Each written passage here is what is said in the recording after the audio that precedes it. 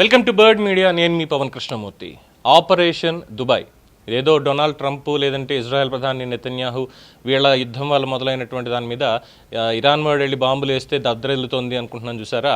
ఆ operation Dubai కాదండి. ఇది ఆంధ్రప్రదేశ్లోను తెలంగాణలోనూ కూడా కొన్ని స్కాములకి సంబంధించినటువంటి కీలక వేదికగా మారింది.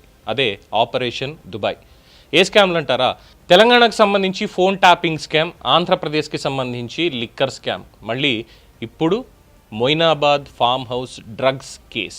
మరి దీంట్లో ఏ స్కామ్ ఉందో, మరి ఎలా ఆపరేషన్ దుబాయ్కి వీటికి ఏంటి లింక్ అంటారా? ఒకసారి నిశ్చితంగా పరిశీలించండి. రాజ్ కేసిరెడ్డి అరెస్ట్ అయ్యాడు.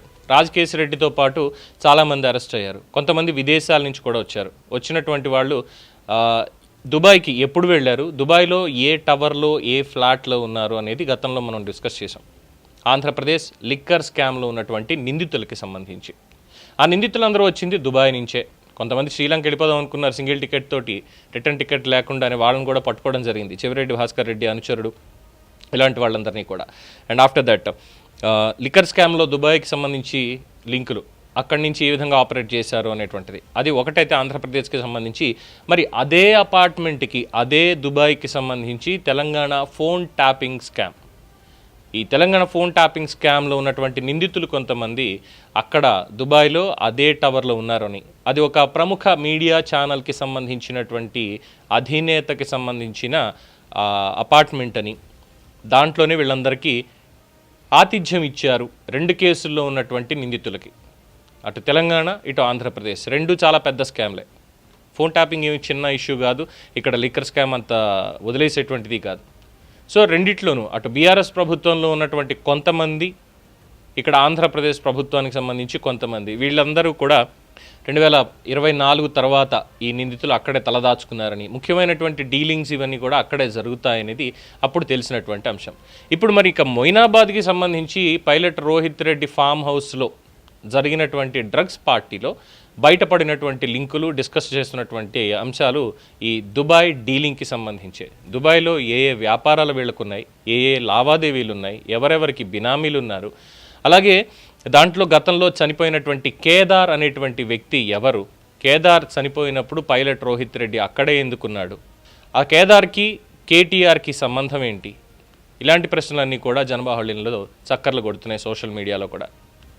సో ఏది తీసుకున్నప్పటికీ దుబాయ్ మాత్రమే వేదికగా మారుతోంది. అంటే రాజకీయ విమర్శలు మనం ఇక్కడ ఆంధ్రప్రదేశ్లో తెలంగాణలో విచ్చలవిడిగా చేసేయచ్చు, కానీ ఇక్కడ సంపాదించుకునేటువంటి ఆస్తులు, ఇక్కడ చేసినటువంటి స్కాముల సొమ్ములు అన్నీ తీసుకెళ్ళి దుబాయ్లో పెట్టుబడులు పెడుతున్నట్టుగా అనుమానాలు అయితే కలుగుతున్నాయంటున్నారు.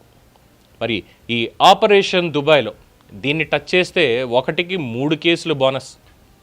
ఒక చిన్న డిన్నర్ పార్టీ, అది కేవలం డిన్నర్ పార్టీయా, బిజినెస్ లావాదేవీలకి సంబంధించిందా? ఎందుకంటే దుబాయ్ ఆపరేషన్స్ని చాలా ఎక్కువగా చేసేటువంటి నమిత్ శర్మ, అలాగే బెంగళూరుకు చెందినటువంటి లాయర్ ఆయన, మిగతా వాళ్ళు వచ్చినటువంటి వాళ్ళు, వీళ్ళందరూ దేనికి వచ్చారు, దుబాయ్కి వీళ్ళకి ఉన్నటువంటి లింకులు ఏంటి అని చూస్తే విదేశాల్లో రాజకీయ నాయకులకి సంబంధించి పెట్టుబడులు కానీ వ్యాపార వ్యవహారాలు కానీ అన్నీ వీళ్ళే చూసుకుంటారు. అందుకే ఆ డీలింగ్స్కి సంబంధించినటువంటి లెక్కలు ఇవన్నీ చూసుకోవడానికే దుబాయ్లో పెట్టుకోవాల్సినటువంటి మీటింగ్ కూడా క్యాన్సిల్ చేసుకుని మొయినాబాద్లోనే పెట్టుకున్నారు.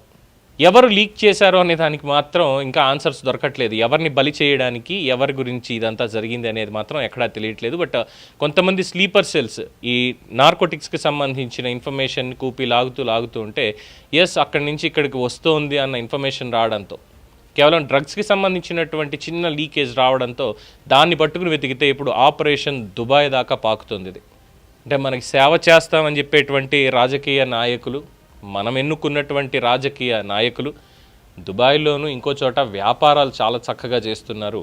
మనం మాత్రం రోడ్లు లేవని, నీళ్లు లేవని, కరెంటు లేదని, దోమలు కుడుతున్నాయని, దుమ్మొస్తోందని, ఇంటికి సేవలు అందట్లేదని ఎన్నో రకాలుగా కంప్లైంట్లు ఇచ్చుకుంటున్నాం ప్రభుత్వాలకి, వ్యవస్థలకి. వాళ్ళు మాత్రం హ్యాపీగా ఫామ్ హౌస్లో డ్రగ్స్ పార్టీలు చేసుకుంటారు, డిన్నర్ పార్టీలు చేసుకుంటారు, దుబాయ్లో వేల కోట్ల రూపాయల పెట్టుబడులు పెడతారు. వీటన్నిటికీ లెక్కలు పత్రాలు ఉంటాయా అంటే సామాన్యుడికైతే ఏదైనా సరే రావాల్సిందే, కానీ వీళ్ళకి అలాంటివి ఏమి ఉండవు అనేది ప్రజలు మాట్లాడుకుంటున్నటువంటి మాట. చూద్దాం. ఆపరేషన్ దుబాయ్ అన్ని స్కాములకి అక్కడే బేస్. పెట్టుబడులైనా, ఏం చేయాలన్నా, ఏ స్కామ్ అయినా. మరి దీన్ని బద్దలు కొడితే ఇంకా ఎన్ని స్కాముల వివరాలు వస్తాయి, ఇంకా ఎవరెవరికి సంబంధించినటువంటి వివరాలు వస్తాయి అనేది వేచి చూడాలి. ఆల్రెడీ తెలంగాణ ప్రభుత్వం సిట్ ఏర్పాటు చేసింది దీనికి సంబంధించి. ఆంధ్రప్రదేశ్ ప్రభుత్వం కూడా ఏమన్నా చర్యలు తీసుకునే అవకాశం ఉంటుందా ఎంపీ మీద లేదా అనేది వేచి చూడాల్సిందే. ఇది ఆపరేషన్ దుబాయ్కి సంబంధించి ఒక చిన్న ఇన్ఫర్మేషన్. చూస్తూనే ఉండండి, ఇది బర్డ్ మీడియా.